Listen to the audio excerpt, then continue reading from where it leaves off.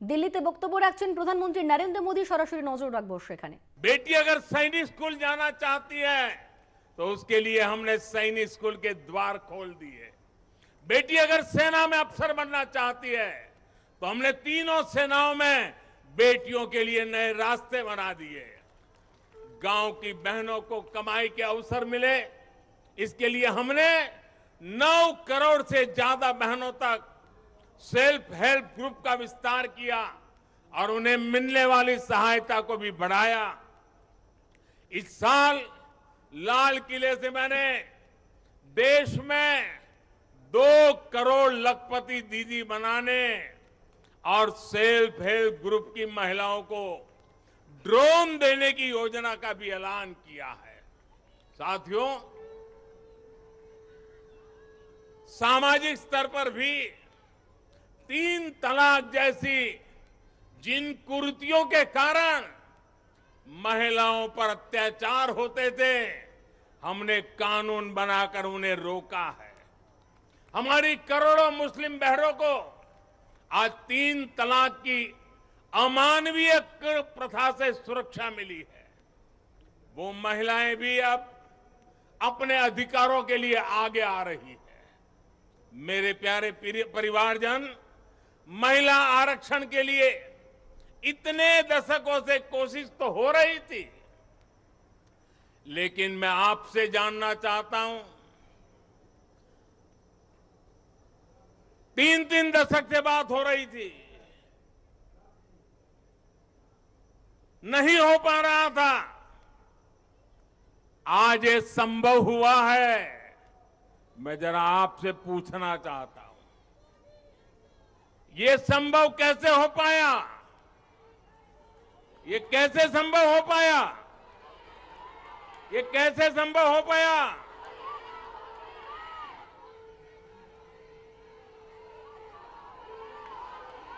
कैसे संभव हो पाया?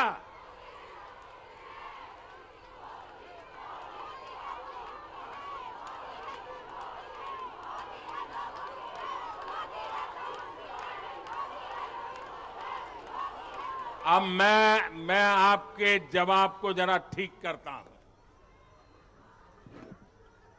ये मोदी ने नहीं, ये आपने किया है, करोड़ों देशवासियों ने किया है। और ये कैसे किया है? उसका एक सबसे बड़ा कारण है, देश की जनता ने, देश के मतदाताओं ने, विशेष करके मेरी माताओं बहनों ने वोट देकर के एक पूर्ण बहुमत वाली मजबूत और स्थिर बनाई सरकार बनाई।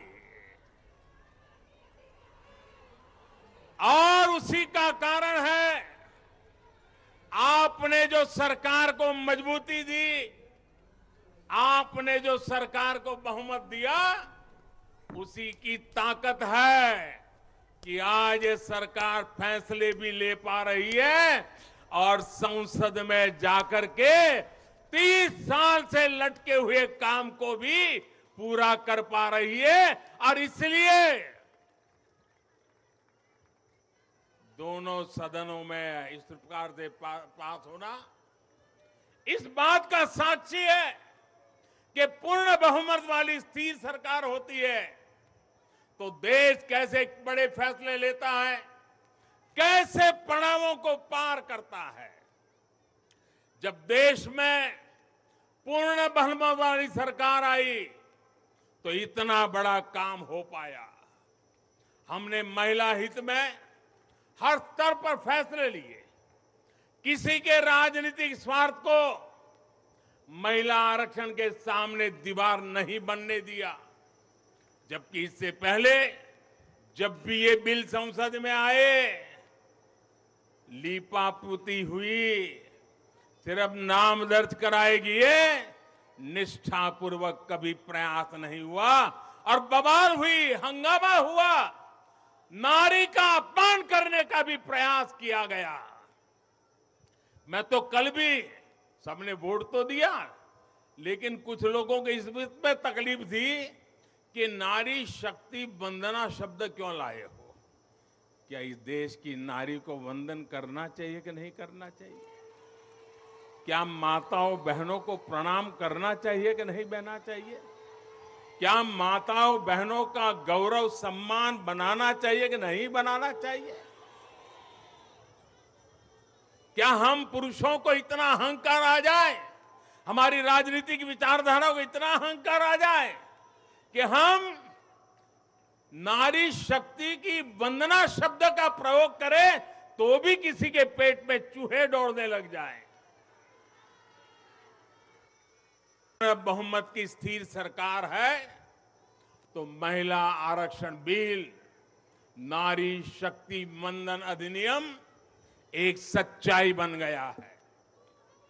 इस कानून ने फिर साबित किया है कि देश को आगे ले जाने के लिए, इस कानून ने सिद्ध कर दिया है देश को आगे ले जाने के लिए पूर्ण बहुमत वाली सरकार, मजबूत सरकार, निर्णायक सरकार, ये बहुत ही आवश्यक है। मेरे परिवारजनों, मैं लगातार महिलाओं को आगे बढ़ाने की बात करता हूं, उनके विकास को केंद्र में रखकर नीतियों की बात करता हूं। ऐसा इसलिए क्योंकि मैंने महिलाओं के नेतृत्व को, उनके सामर्थ्य को, उनकी रिजल्ट देने की काबिलियत को देखा है। मैं वर्षों तक गुजरात में मुख्यमंत्री रहा। मेरे अपने अनुभव है कि जब मातृशक्ति को काम मिलता है तो कैसे परिणाम देती है। हमने गुजरात में समरस ग्राम की योजना बनाई थी और उसमें एक विशेषता थी कि जहां पर गांव के प्रधान के रूप में महिला के लिए आरक्षण है, वो सीट रिजर्व है, अगर उस गांव के सब लोग मिलकर के निर्विरोध उसको चुनते हैं और सभी पुरुष अपने आप को विड्रॉ करके सारे मेंबर महिला, 100% महिला मेंबर, उनको मैं समरस ग्राम पंचायत कहता था। और गुजरात में हजारों ऐसी पंचायतें बनी थी जिसमें एक भी पुरुष सदस्य नहीं था, 100% महिला सदस्य थी और उत्तम से उत्तम विकास के काम उन्होंने करके दिखाया था। साथियों, महिलाओं की शक्ति, उनकी सोच क्या होती है, इसके मेरे पास अनेक उदाहरण हैं। गुजरात में तो मैंने बार बार इस सामर्थ्य को देखा था। मैं नया नया मुख्यमंत्री बना था तो एक गांव की महिलाओं ने मेरा समय मांगा। वो गांव के चुने हुए लोग थे, तो बोले सब महिलाएं मिलना चाहती हैं। तो मैंने कहा भाई मैं नया था, अभी तो मुझे 6 महीने भी नहीं हुए थे। तो मैंने कहा काम क्या है, आप ग्रामीण विकास मंत्रालय को मिलिए, फलाने को मिलिए। नहीं बोले साहब उनका तो आग्रह है, वो आपको मिलना चाहते हैं। वो गांव की माताएं बहनें थी। मैंने कहा अच्छा भाई एक दिन बुला लेना, मैं मिल लूंगा। वो मिलने आई, 8-10 महिलाएं थी और उसमें सबसे ज्यादा पढ़ी लिखी जो बहन थी वो शायद 7वीं 8वीं कक्षा तक पढ़ी लिखी थी।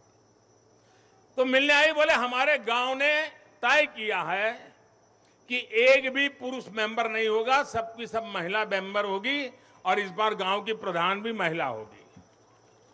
तो मैंने उनको पूछा अच्छा इतना बड़ा आपको अवसर मिला है। अच्छा जब समय मांगा तो मुझे लगा कि शायद वो कुछ पैसों के लिए आएंगे, कुछ योजना लेने के लिए आएंगे। तो मैंने उनसे पूछा कि आपकी क्या अपेक्षा है और आप क्या करना चाहती है। 7वीं 8वीं कक्षा पढ़ी लिखी वो गांव की प्रधान महिला और बाकी मेंबर तो उससे भी कम पढ़े लिखे थे। वो 8-10 बहनें आई थी, गांव की बहनें थी। पहली बार गांधीनगर देखा था। उन्होंने मुझे जो जवाब दिया, मैं समझता हूं सार्वजनिक जीवन में काम करने वाले हम सबके लिए प्रेरणा है। उस बहन ने मुझे कहा कि मेरी एक इच्छा है, हमें 5 साल मिले हैं, हम 5 साल में ऐसा कुछ करना चाहते हैं कि हमारे गांव में एक भी व्यक्ति गरीब न रहे। आप कल्पना कर सकते हैं क्या दृष्टिकोण होगा उनका? और सच में ट्रांसफॉर्मेशन का कहां आधार होता है ये उनको मालूम था। ये सामर्थ्य और सोच हमारी माताओं बहनों के गांव में बैठी बहनों को भी होता है। साथियों, महिलाओं में सकारात्मक बदलाव की प्रवृत्ति और संसाधनों के बेहतर से बेहतर इस्तेमाल की दूरदर्शिता हमें हर जगह पे मिलती है। परिवार में तो डगर डगर पे नजर आता है। अभी कुछ दिन पहले मैं मध्य प्रदेश गया था, तो वहां शहडोल के पास एक आदिवासी गांव में गया, तो सभी आदिवासी बहनों को बुलाया था, लेकिन विशेषता यह थी कि उसमें 100 से ज्यादा लखपति दीदी आई थी, आदिवासी बेटियां, लखपति दीदी। तो मैंने उनसे संवाद किया। एक बहन ने जो मुझे बताया वो वाकई हम सोच सकते हैं कि उनका सामर्थ्य कितना है। वो आदिवासी बेटी जो कहती है मैं लखपति दीदी हूं, मैं आज विमेन सेल्फ हेल्प ग्रुप के द्वारा ये काम करके इतना इतना कमाती हूं। तो मैंने पूछा इतना पैसा कमाने लगी तो करती क्या हो? एक आदिवासी महिला मुझे कह रही है, ये दिल्ली की महिलाओं के लिए भी आश्चर्य होगा। वो कह